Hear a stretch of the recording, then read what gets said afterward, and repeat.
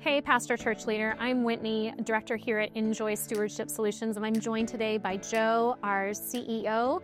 We are having a conversation today about annual giving at your church. So one of the things that we've been talking about over the course of the last couple of years is giving trends in church.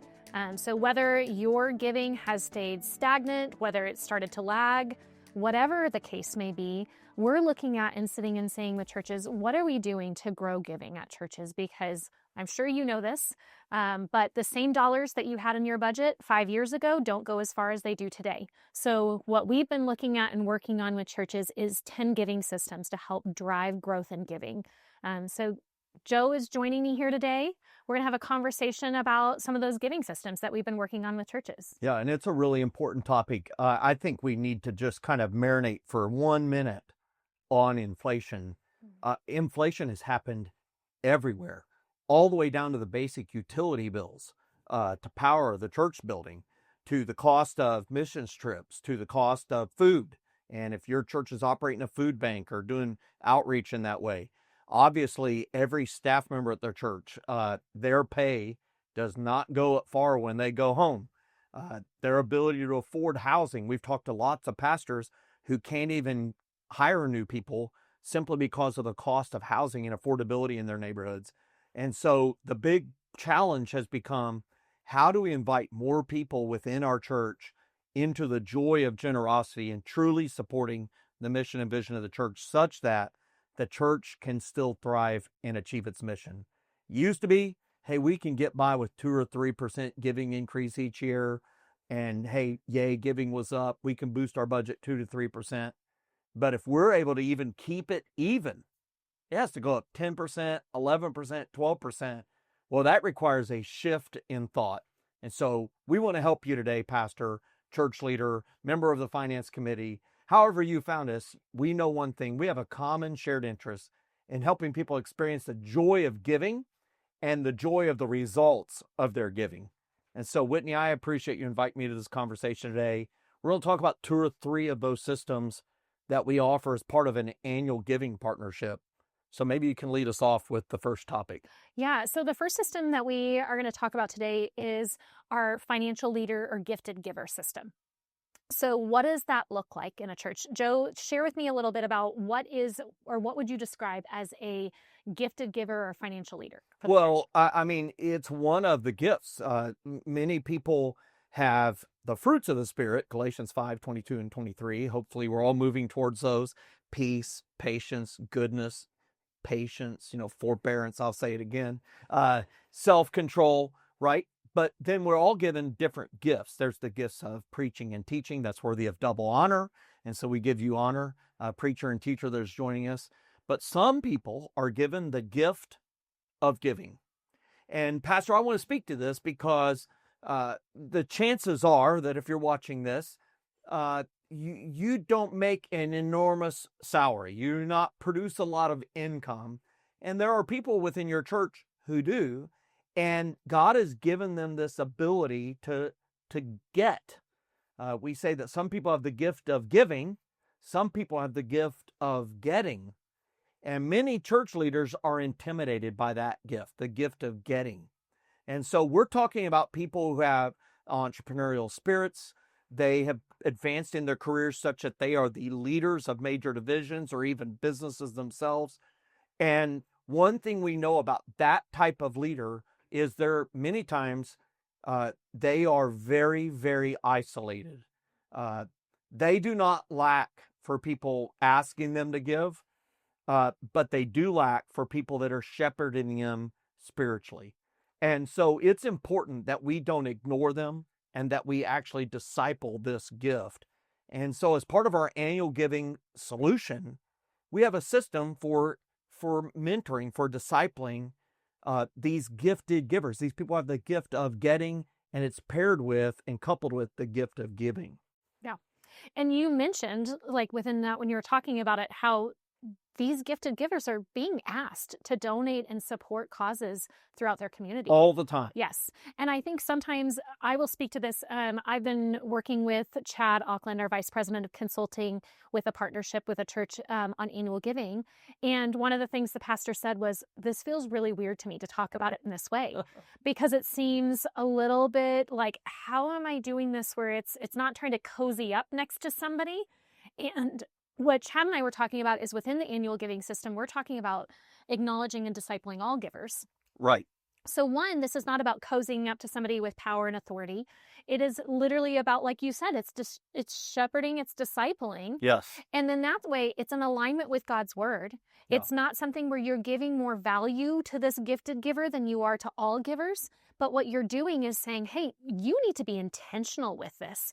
What are you doing to give them space within your church to be active in their gifts, just like you would any other person in their spiritual gifts? I love that phrasing. And I think maybe to put it for each of you participating in this webinar today, I want you to think of it as you're shepherding a gift. You're not shepherding their gifts. So their gift is the gift of giving. And I always like to say this, it gets weird when it talks about money, but if somebody showed up at their church and they love the Lord and you started hearing them sing and you realized they could sing like Whitney Houston, like Mariah Carey, like Carrie Underwood, right? You wouldn't be silent about approaching them to use that gift in worship. You would be like, come over here right now. We've got a spot for you. Would you help us lead in worship?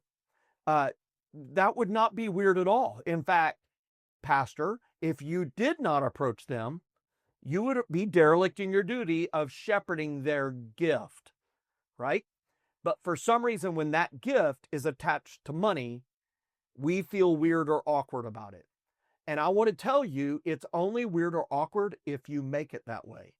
People who have resources, I am a person who have the gift of getting and the gift of giving. This is one of my gifts. It is not weird or awkward for anyone to approach me about giving to something. That's a reasonable conversation. The Lord has prepared my heart for that conversation.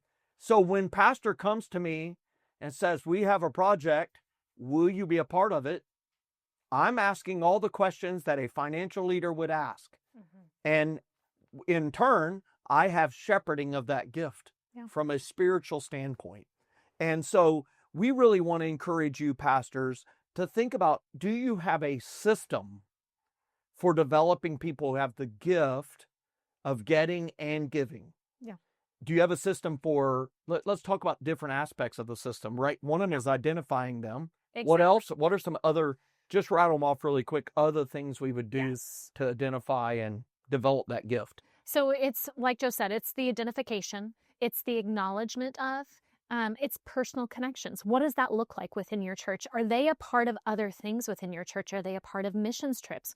Are you spending time with them in individual meetings? If the only time you're connected with those gifted givers is when you're going to do the ask, then chances are it probably will start to feel awkward. Yeah, and that's because it's a transactional relationship versus a true relationship. Exactly. And so what we're talking with this is, what are the small group gatherings? What are the other things that you're doing to build relationship with those individuals? Yeah. And I will lean into this too, Joe. You mentioned a lot of these people are going to be people that are leaders within businesses, leaders within organizations. Maybe they run their own business. They're going to be able to speak into things that are happening in the economy, things that are happening in leadership and business in a way where it's going to be a symbiotic relationship. Yeah, I can share a couple examples, pastors. One example is a pastor invited a parachurch ministry focused on leadership to come invest in their leaders, which is a good decision. And later on realized that one of their members gave $1 million gift to that parachurch organization. And the pastor was infuriated. And they went to that person and saying, what in the world? We could have used that gift right here in our home church. I'm kind of disappointed that didn't happen here.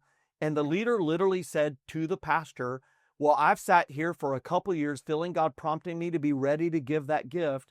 And the best I can tell the vision here is, what color are we going to paint the bathrooms?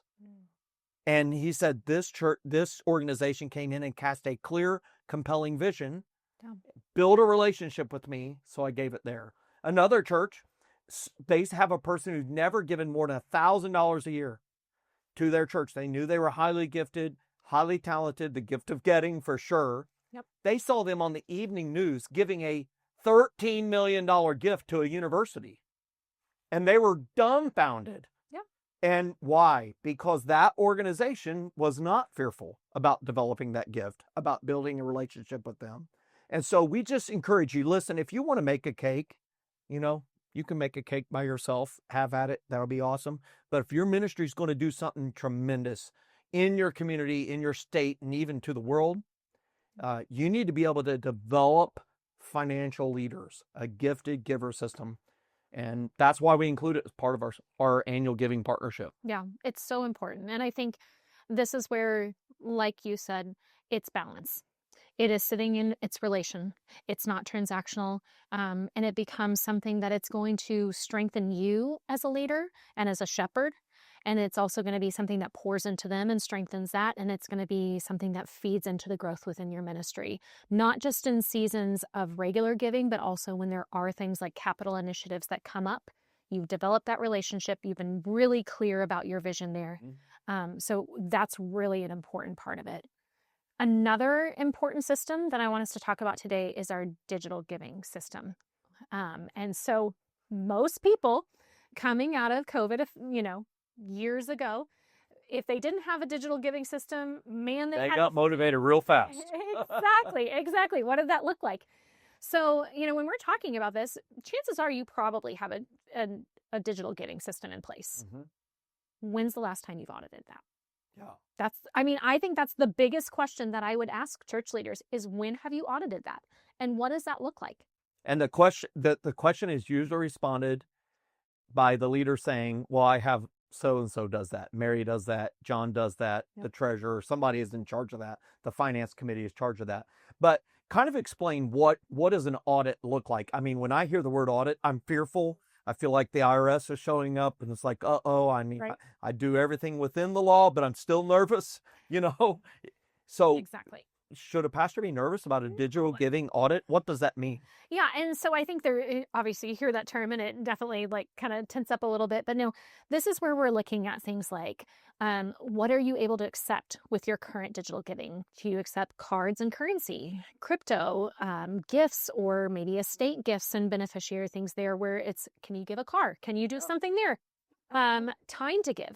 How long does it take someone to give on your current giving system? How long does it take them to set up a recurring gift? How easy is it to give as a guest or as an individual that's setting that up? Oh, you just unpacked a lot.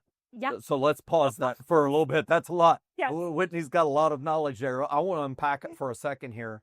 So what you're really saying is you're auditing with the mind of the donor. Exactly. And this is really important. You said, how long does it take someone to give a gift digitally? Many times the system is selected based on the ease of integration with the church's financial systems, and it removes how easy it is for the donor to give. So a system is selected that is perfect for the back-end processing. It integrates with the software and all that's great, but it becomes confounding for the giver. Oh, yeah. One giving system required the establishment of an account. Now I have to remember a password. The password is 14 digits, including a capital number and a non-alphanumeric character. And then it asks intrusive questions. What is my marital status? Right? What is my address? Well, if I'm wanting to give a gift, it should absolutely allow me to give as a guest. Should be easy to be seen. And listen, I should be able to process a gift in 45 seconds or less. Anything beyond that is going to cause some frustration. We call that giving friction. You do not want friction in giving. Friction just rubs people the wrong way. Yeah. You said another thing that's really important. What cards can you accept? There is a lot of people on the back end who are frustrated about processing fees. And of course, American Express has the highest processing fees of any other card. So some churches will make the decision, thinking to be a good steward, hey, we don't want to accept American Express. But leader, I'm going to lean in here. Who uses American Express? Business leaders. Did you know American Express gifts are double that of any other type of card? Kind of makes that 3.5% charge seem small when you realize the gift is double. Yeah. But most people don't know that. And so our purpose with an annual giving partnership is to bring that type of information to the table and to be able to help, yes, you pastor, yes, you church finance committee member, church leader, but also the staff and the secretary and the treasurer understand this needs to be mind's eye of, yes, ease of use on the back end, but paramount for the giver. We want happy givers. Yes, exactly. And so I think that goes into the whole process. When we're looking at it, we're going to go step by step through your process and see, okay, here's where there's friction. Here's where maybe you need to have more directness. Here's where you need to acknowledge that within that. I know, Joe, you and I were sitting down with a church that we were partnering with in annual giving and talking with them. And we were looking at it and we were like, there's no thank you. There's no thank you within this page, or the thank you is very, very just swept over here. And we're sitting and saying, hey, this is an opportunity for you to not only thank them, but shepherd that decision. Yeah. Because really, that is a spiritual decision to give. Yes. I mean, Pastor, this is a really important thing Whitney's sharing with you. That's called an impact statement. And if it says your transaction of $450 is complete, save this for your records. Congratulations. That's impersonal. That sounds like I just bought something on Amazon. Exactly. But Amazon tells me thank you for your order. It even says thank you. It has an acknowledgement statement. So I just encourage you, pastors, you don't know what you don't know. And you don't wake up every day thinking about your giving systems. But that's what we're here for. I'm grateful that you've chosen to engage with this webinar. And I think it's important to think through this. You mentioned crypto. I mean, crypto. Can you receive crypto, gifts of crypto? Listen, there's a lot of people in your church who actually have been investing in crypto, and they have produced enormous, extraordinary profits. But if they don't have the ability to give it, they may choose to give it elsewhere or not give it all.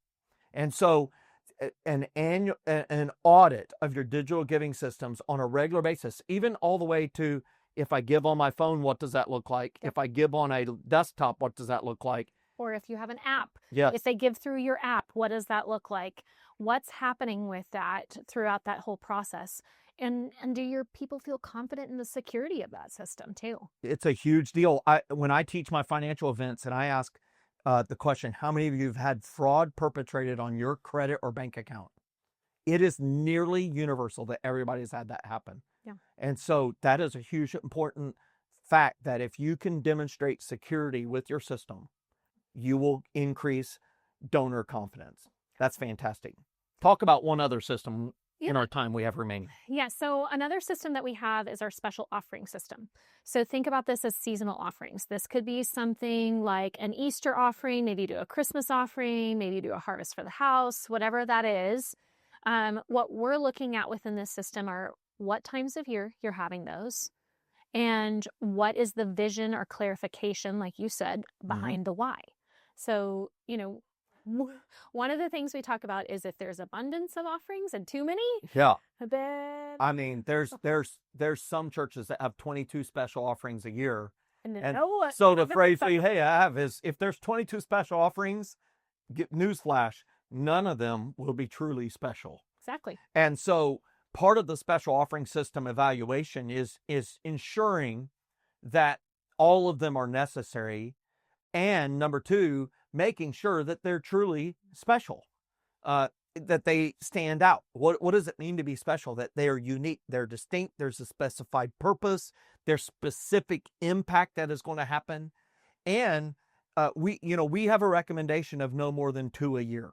Yeah. I mean, if you have 2 special ones a year, maybe a year in around Christmas, maybe another one around Easter, maybe there's something that's a special, an annual anniversary for your church that's special, but making sure that your special offerings are truly special and that the vision for each is cast with clear, compelling vision.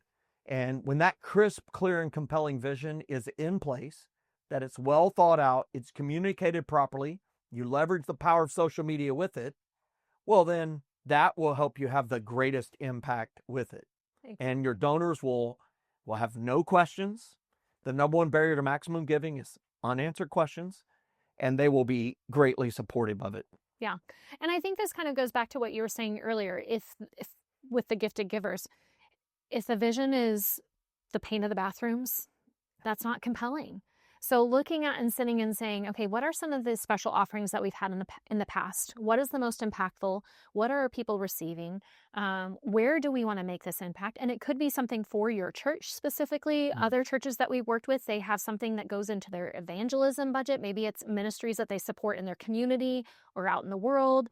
But looking at and sitting and saying, what are we choosing to feature as our special offerings? What are we tying that out to for impact? And again, you're going to hear this word of impact, because if people are choosing to invest dollars in your church, they want to know what the impact of it is. And it's so important with these special offerings because you want to tie it back to the why.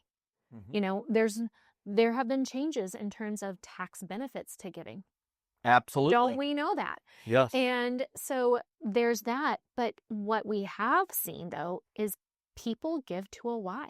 That's why things like GoFundMe are huge things where people are sitting and saying, hey, I believe in this, or I like what this person is saying, or I want to rally behind this person here. So people do want to invest dollars in things they believe in, which is so important within your special offerings, that you have communicated that clearly, that you have been intentional about what you're choosing and the why behind why you're choosing it. And like you said, that you're communicating it not just on Sunday morning, but throughout the week, where it's within your social platforms as well. And leader, you may be thinking, this sounds like a lot of work. It's not. In fact, it's really building in proven systems that once implemented will work on your behalf to, one, fund the vision, but more importantly, to develop your congregation, your faith family spiritually.